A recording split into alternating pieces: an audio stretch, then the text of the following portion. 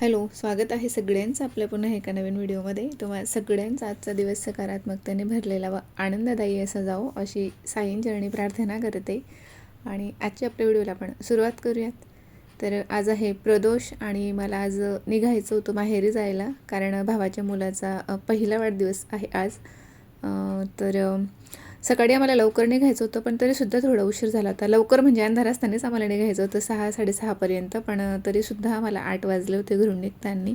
म्हटलं थोडा उशीर झालाच आहे, तर मग मी यांना आधी आणि त्याच्या बाबांना दोघांना नाश्ता म्हणून मग रात्री जी काही खिचडी बनवली होती तर तीच गरम करून दिली होती. म्हणजे एवढे सकाळी अगदी 7:30ला त्यांनी खाल्लं नसतं, पण खिचडी आवडीची होती म्हणून थोडंसं खाऊन घेतलं होतं. त्यानंतर रस्त्यात थांबून त्यांनी परत मग जेवणाचीच वेळ झाली होती, कारण आम्ही कामं करत करत जात होतो. त्यांचं जे काही काम होतं बऱ्याच ठिकाणी त्यांना भेटायचं होतं, डीलर लोकांना वगैरे. तर 1 वाजला होता, तर मग त्यांनी परत म्हणजे नाश्ता केला होता त्यांनी परत एकदा आणखीन, आणि मी चहा घेतला होता. आणि जाताना मग आम्ही हे शनी मंदिर आहे शनी महाराजांचं नस्तनपूरचं. तर बऱ्याच दिवसांचं इकडनं येणं झालं नव्हतं, तर आत्ता जात होतो आम्ही, तर म्हटलं दर्शन घेऊयात. आणि असंही लेट झालं होतं तर दर्शन घेण्यासाठी आम्ही तिथे थांबलो होतो. आणि तिथे गेल्यावर सुरुवातीला एक 5 ते 10 मिनटं तर आम्हाला काही कळलंच नाही, कारण आधी जी होती ती एंट्री पुढच्या बाजूने होती. डायरेक्टली आम्ही गाडी तिकडेच नेली आणि तिकडे समोर गेट बंद दिसलं. आम्हाला असं वाटलं की मंदिर बंदच आहे, म्हणून आम्ही परत जायला निघालो तेव्हा ही लोकं जाताना दिसली. तर हे नवीन त्यांनी आता एंट्री बनवली इकडनं. थोडं लांब पडतं, पण ठीक आहे, ती गर्दी वगैरे होत असेल म्हणून त्यांनी ते तसं केलं असावं. त्यानंतर पूजेचं सामान वगैरे न घेता फक्त आम्ही तेल घेतलं होतं तिथे घालायला. पण तेही ते टाकू देत नाही ते लोकं. लांब म्हणजे ठेवलेलं असतं, जमा केलेलं असतं या बॉटल, आणि ते म्हणत होते की आम्ही नंतरून वापरतो म्हणून ते तेल. तर खूप छान असं वातावरण तिथलं आहे हे. आणि हे एक अभिषेक कक्ष तिथे होता, आणि खूप अशी झाडं होती लावलेली आजूबाजूला. आणि हा जो परिसर आहे तर हा मला वाटतं आत्ता नवीन एक्सपांड झालेला आहे, कारण आधी होतं पण एवढं नव्हतं. हा जो भाग आहे हा मी पहिल्यांदा बघत होती. बॅक साईडने आम्हाला पुढे यायचं होतं पूर्ण मंदिराला, म्हणजे अशी फेरी मारून असं ते एंट्रन्स त्यांनी आता केलेलं आहे. आणि तरीसुद्धा आम्ही जिकडनं एक्झिट होतो तिकडनंच आत गेलो होतो. मग नंतर बाहेर येताना त्याने ते बंद केलं, तेव्हा लक्षात आलं की अजून पुढे जायचं होतं आपल्याला. म्हणजे पूर्ण मंदिराला राऊंड मारून मग तशी ती एंट्री त्यांनी आता बनवली. आधी मंदिराच्या समोरच डायरेक्टली गेट होतं, तर ते त्यांनी बंद केलं होतं. आता ते कायमचं बंद केलं आहे का तात्पुरतं बंद आहे ते काही आयडिया नाही, पण बंद होतं त्यावेळेला.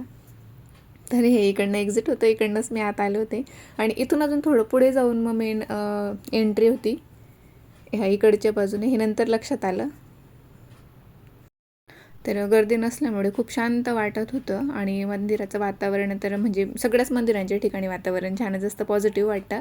तर तसंच इथेही वाटत होतं. आणि विशेष म्हणजे गर्दी नसल्यामुळे खूपच असं शांततेने असं दर्शन वगैरे घेता आलं. आणि फोटोज वगैरे आतमध्ये अलाउड नव्हते, पण बाहेरून थोडंसं घेतलं होतं शूटाहोंनी. तर हे ते मंदिर आहे. आणि तिथे दिलेल्या माहितीनुसार श्री शनी महाराजांची एकूण 3.5 शक्तिपीठे असून त्यात आद्यपीठ म्हणून नस्तनपूरला मान्यता आहे. आणि विशेषतः म्हणजे पुरुष भक्तांप्रमाणेच ते महिला भक्तांनाही तेथे समानतेची मान्यता आहे, कारण बऱ्याच ठिकाणी आता तो एक वेगळा विषय आहे की शनी महाराजांच्या मंदिरात महिलांना अलाउड नव्हतं. आता जातात बऱ्यापैकी सगळ्याच ठिकाणी. आणि पारंपरिक कथेनुसार श्रीप्रभू रामचंद्रांनी दंडकारण्यात असताना, वनवास भोगत असताना अगस्त्य ऋषींनी त्यांना शनेश्वर महाराजांची उपासना करायला सांगितली होती. तर दंडकारण्यात श्रीरामांच्या हाती ही मूर्ती आली, आणि हीच मूर्ती पुढे नस्तनपूरला स्थापित करण्यात आली.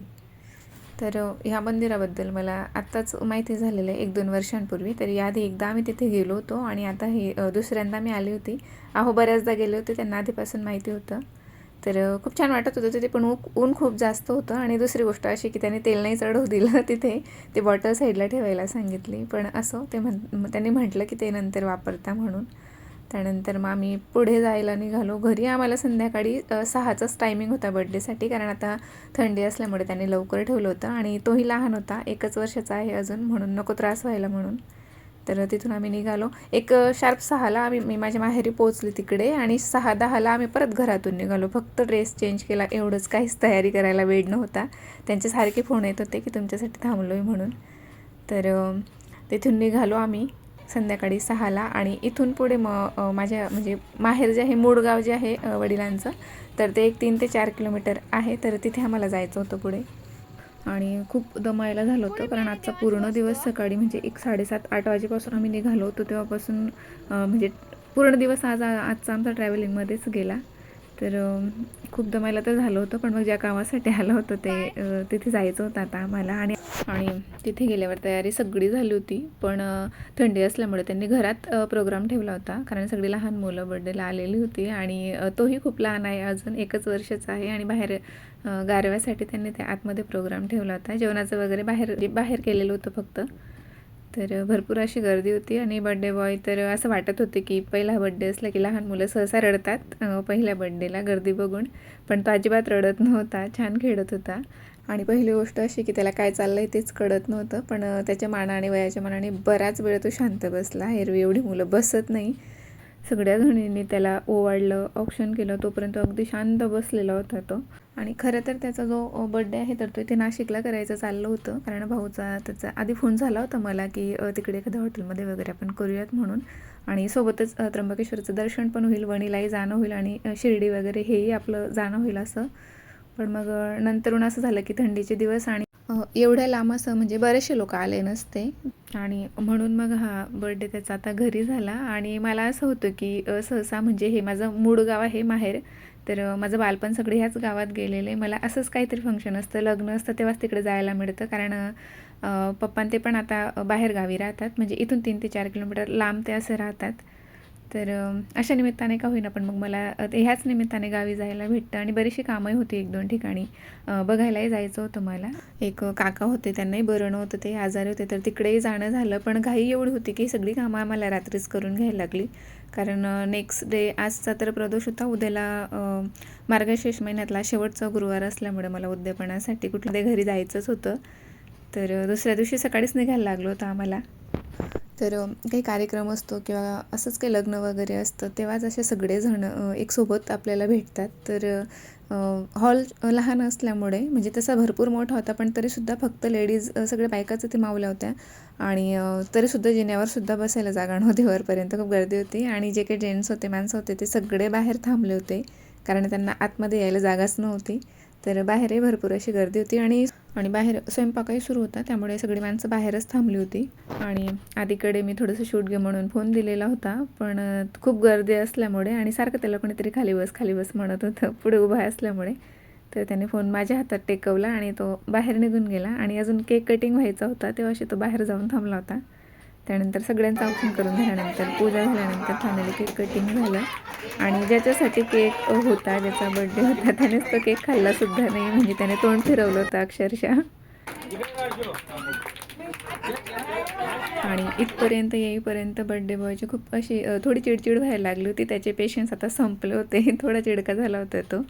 आणि त्याला झोपही खूप येत होती त्यावेळेला. तर 6चा प्रोग्राम तो 7-7:30ला झाला मला वाटतं. त्यानंतर मग आम्ही जेवणं वगैरे केली. आणि नेहमीचं माझं असं झालेलं आहे की जेव्हाही कधी मला गावी जायचं असतं तेव्हा माझा काही ना काही उपवास असतोच, इकडनं जाताना आणि तिकडनं येताना. आणि फराळ तर मी करत नाही, पण मग मला चहा घ्यायची सुद्धा भीती वाटते. तर मी ऐकलं आहे असं की चहामध्ये, बाहेरच्या चहामध्ये कॉर्नफ्लॉवरची स्लरी घालतात म्हणून, त्याची घट्ट आणि दाटसर असते, म्हणून मला भीती वाटते चहा घ्यायचं सुद्धा. पण तरीसुद्धा नाईलाजाने आज घ्यायला लागला होता. आणि इकडे आत्याची आणि काकूची मस्करी सुरू होती.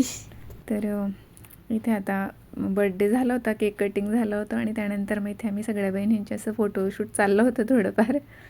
तर एक ताई मिसिंग होती, ती नव्हती आलेली वाटतं बड्डेला. त्यानंतर फॅमिली फोटो घेतला. आणि रात्री घरी यायला खूप जास्त लेट झालं होतं, त्यामुळे दुसरं काहीच शूट नाही केलं. तिकडे गावातही गेली होती मी, जिकडे पप्पा आधी राहायचे गावी तिकडे, पण अंधार असल्यामुळे तिकडे शूट घेणं नाही झालं. तर दुसऱ्या दिवशी सकाळीच मग आम्ही एक 7लाच निघालो होतो तिकडनं यायलाही. गावाच्या बाहेर पडतानाच स्वामी समर्थांचं केंद्र आहे, तर तिथेही बाहेरून म्हणजे नमस्कार केला. आणि सोबतच इकडे हे भवानी मातेचं मंदिर आहे, तर इथे नवरात्रोत्सवात खूप छान असं दांडिया वगैरे गरबांचे प्रोग्राम होतात. तर तिथेही न थांबता गाडीतूनच दर्शन घेतलं आणि नाशिकला यायला निघालो. तर आजचा व्हिडिओ इथेच थांबवते. नेहमीप्रमाणे आवडला असेल तर एक लाईक करा, चॅनलवर नवीन असाल तर सबस्क्राईब करा. पुन्हा भेटू एका नवीन व्हिडिओमध्ये, तोपर्यंत आनंदी राहा. आणि व्हिडिओ शेवटपर्यंत बघितल्याबद्दल धन्यवाद.